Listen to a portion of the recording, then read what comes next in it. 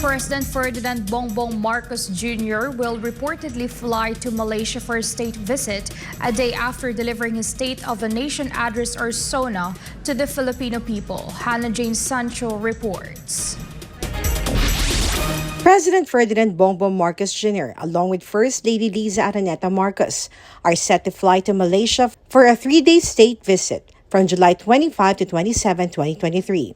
Aside from the First Lady, the President will also bring with him a delegation composed of key cabinet officials, including the Secretary of Foreign Affairs, as well as members of the economic team. In a palace briefing, the Department of Foreign Affairs said that President Marcos will travel to Malaysia at the invitation of the 16th King, Sultan Abdullah Sultan Ahmad Shah, and the two are also expected to meet. President Ferdinand R. Marcos Jr.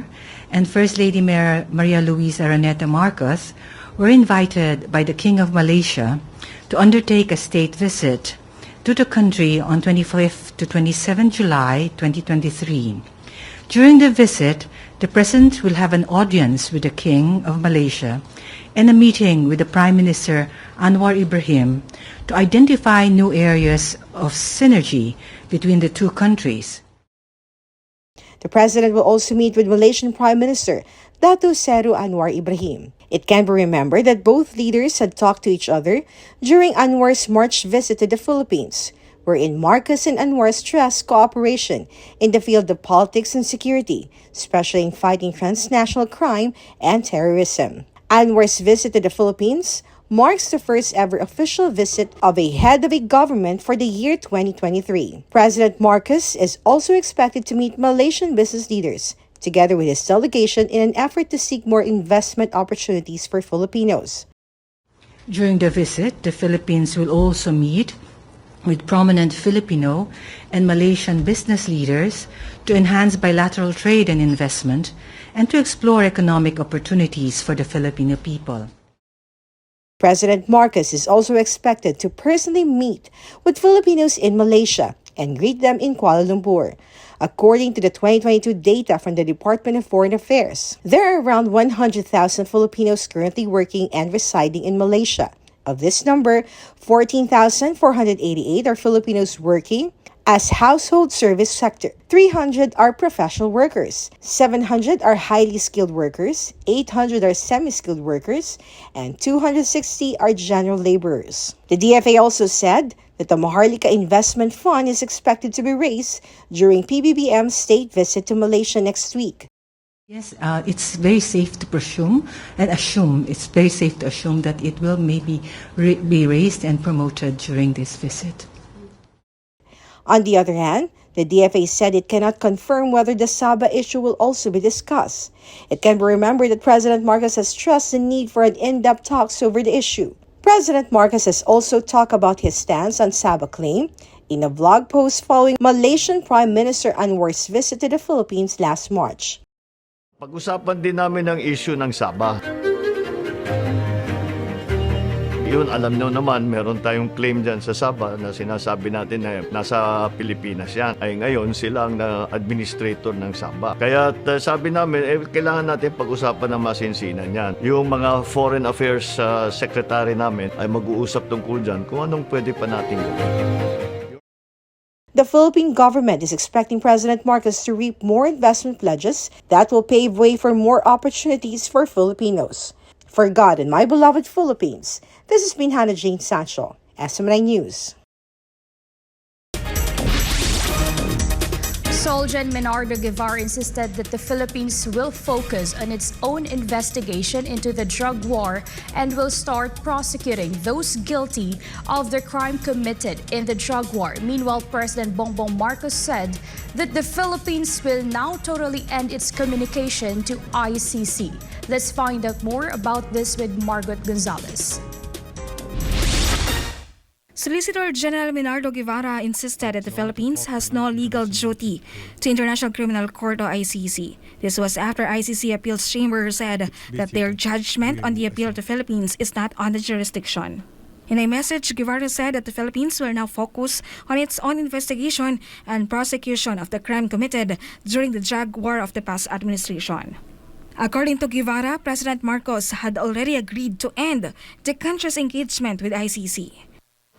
Basta tapos na lahat ng ating pag-uusap sa ICC at kagaya ng sinasabi namin mula sa simula, we will not cooperate with them in any way, shape, or form. They are talking about Filipinos. Their alleged crimes are here in the Philippines. The victims are Filipino. Bakit napupunta sa The Hague? Kaya dito, tama, that's it. We have no more appeals pending. We have no more actions being taken. So I suppose that puts an end to our dealings with the ICC. As to whether ICC investigators will be allowed to enter the Philippines, Guevara said he will leave the matter to the Justice Department and the Bureau of Immigration. DG Secretary Crispin Remulla already said that ICC is not welcome in the Philippines, saying that the foreign court may commit usurpation of authority if they will force themselves here in the country for their investigation. Remulla also said that he has yet to make a directive to the Bureau of Immigration and still has to know the representatives of the ICC who might possibly enter the Philippines. Pag-uusapan pa namin ng masinsinan, aalamin pa natin ang mga kung sino-sino yung mga taong maaaring pumunta rito upang ipatupad ang kanilang nais na ang kanilang madilim na balak sa ating bansa. Madilim sapagkat ito'y panghihimasok sa ating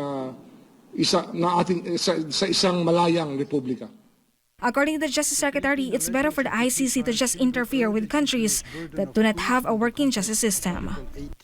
Puntahan nila ang Sudan, puntahan nila yung mga lugar na magugulo, puntahan nila yung mga ibang lugar sa Afghanistan, puntahan nila ang Haiti. Maraming mga bansa na nangangailangan ng ICC, hindi tayo yun. For God and my beloved Philippines, this has been Margot Gonzalez, SONA News. The Chinese government extends assistance to farmers in Nueva Ecija, Philippines. But what kind of aid is this? Let's find out with MJ Mondihar in his report from the town of Santo Domingo.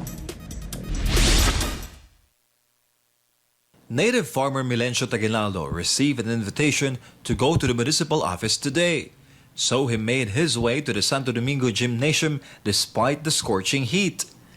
His journey was worth it, as he is one of the farmers who will receive a free urea fertilizer. With a current price per bag reaching over 1,000 pesos, this aid is invaluable for him. Malaki pong tulong yung sa aming magsasaka. Lalong-lalo na sa mga mahihirap na kagaya kong walang perang magastos. For lead farmer Virgie Smith, fertilizer is a significant part of their farming process. That's why they welcomed the development and attended the distribution of free urea. Ito po sir ay napakalaking tulong para sa aming magsasaka at ito po ay ginagamit namin sa aming mga pagsasaka. The urea fertilizer distributed to the farmers comes from the Chinese government, amounting to 782 million pesos in value, which was received by the Philippine government last month. In fact, President Ferdinand Bongbong Marcos Jr. personally received it from Chinese Ambassador Wang Xilian. Now, it can be directly utilized in the fields. Siyempre, napakalaking tulong po considering na napakamahal ng cost ng fertilizers ngayon. Central Luzon received a substantial portion of the urea fertilizer from China, accounting for 43% of the total supply. The farmers in Santo Domingo is just part of the thousands who will benefit from it. In total, more than 2,000 bags of urea have been distributed in the municipality. The foods and a stronger momentum of our cooperation in agriculture. Hand in hand, we are forging ahead to explore new growth areas. Siyempre po nagpapasalamat tayo sa ating Department of Agriculture at lalo na po sa ating mga kapartners mula sa People's Republic of China dahil napakalaking tulong nito sa ating mga magsasaka. With that, the beneficiaries hope for a continued cooperation between China and the Philippines in such projects. For Ganamable of Philippines, MJ Mondihar, SMNI News.